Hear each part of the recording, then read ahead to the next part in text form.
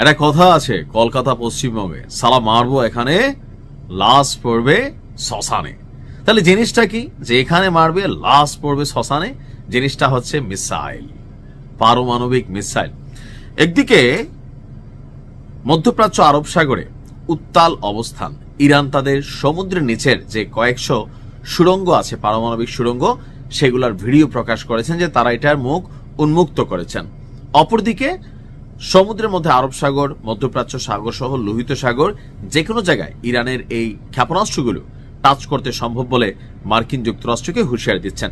অপরদিকে ট্রাম্প বলতেছে যে এইবারের রেজাল্টটা অতীতের তুলনায় আরো খারাপ হবে, খুব তীব্র এবং বড় আকারের একটা অভিযান হবে যদি ইরান পারমাণবিক কর্মসূচি বন্ধ না করে। এখন এই পারমাণবিক কর্মসূচি নিয়ে বিশ্বজুড়ে মার্কিনীদের সাথে বা পশ্চিমাদের সাথে অপেক্ষাকৃত ছোট দেশগুলা অথবা তাদের অবন্ধু দেশগুলোর মধ্যে একটা বড় আকারের বিরোধ তৈরি হয়েছে। কারণ তৃতীয় বিশ্ব ওই সকল দেশগুলা বেঁচে যাবে যাদের কাছে পারমাণবিক মেশিনারিজ আছে, না থাকলে সারা পৃথিবী তাদেরকে লাড়বে, যেমন বাংলাদেশকে লাড়তেছে না, লাড়তেছে। তো এই পরিস্থিতিতে যখন উত্তেজনাকর অবস্থান, তখন উত্তর কোরিয়ার প্রেসিডেন্ট কিম জং উন সে আরেক ঘোষণা দিয়ে বসছে।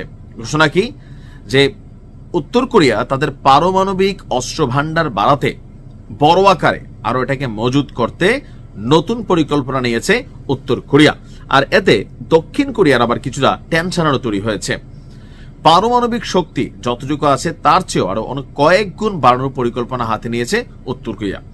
দেশটির প্রেসিডেন্ট কিম জং উন এই সংক্রান্ত একটা নির্দেশনা দিয়েছেন।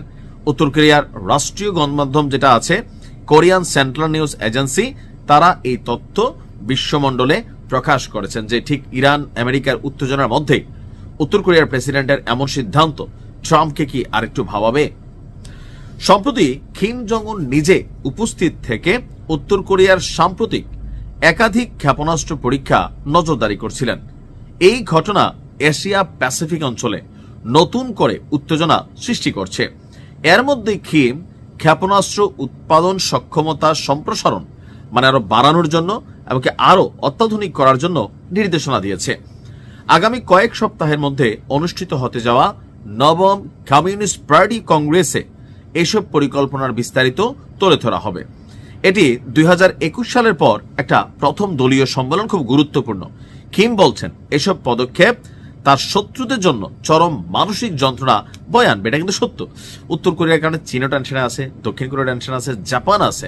এমনকি উত্তর কোরিয়ার সর্বশেষ যে পারমাণবিক মেশিনারিজ বানাইছে, এটা আপনার খোদ মার্কিন যুক্তরাষ্ট্র কিয়া হ্যালো বলতে সক্ষম। সো বুঝতেই পারছেন যে শত্রুদের জন্য মানসিক যন্ত্রণার কারণ কেন। আর উত্তর কোরিয়াকে কন্ট্রোল নেওয়া, শাসন করা, যে কোনো অভিযান চালানো, এইরকম মেশিনারিজ থাকলে কোনো দেশ ওইরকম পাগলামি করবে না। কারণ উত্তর কোরিয়ার হারানোর কিছু নাই।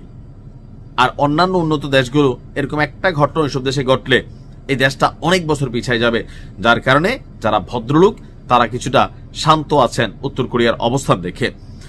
আপনার গেল 2 দিন আগে বড় ক্যালিবারের মাল্টিপল রকেট লঞ্চার সিস্টেম থেকে একটা ক্ষেপণাস্ত্র ছোড়া হয়।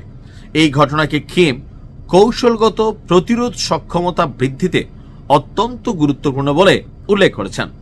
উত্তর কোরিয়া গণমাধ্যমটি বলছে এই অস্ত্র ব্যবস্থা নির্দিষ্ট লক্ষ্যবস্তুতে আঘাত হানতে সক্ষম। কিম জং উন বলছে ক্ষেপণাস্ত্রগুলো 358.5 কিলোমিটার দূরে সমুদ্রের নির্দিষ্ট লক্ষ্যবস্তুতে টাচ করতে পেরেছে। এগুলো জাপান সাগরের দিকে নিক্ষেপ করা হয়।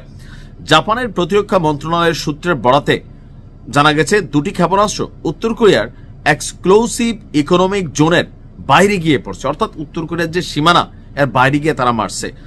দক্ষিণ কোরিয়ার সামরিক বাহিনী বলছে তারা পিয়ংইয়ং এর অর্থাৎ উত্তর কোরিয়ার উত্তর থেকে জাপান সাগরের দিকে একাধিক আপনার ব্যালিস্টিক ক্ষেপণাস্ত্র উৎক্ষেপণ আপনার শনাক্ত করছে। অর্থাৎ সবকিছু মিলিয়ে উত্তর কোরিয়া এই মুহূর্তে এই ধরনের ঘোষণা আমেরিকার জন্য অনেকটা ডিস্টারবেন্স। যেখানে এক পারমাণবিক মেশিন ইস্যুজকে কেন্দ্র করে ইরানের সাথে এত বড় যুদ্ধের আয়োজন হচ্ছে, সেখানে আরেকটি দেশ, তাও যারা অ্যান্টি আমেরিকান, তারা আবার এতটুকু ঘটনার ঘটাচ্ছে বা সিদ্ধান্ত নিচ্ছে। স্বাভাবিকভাবে আমেরিকা আসলে কি করবে, দেখা যাক কি করে। ভালো থাকুন। আসসালামু আলাইকুম।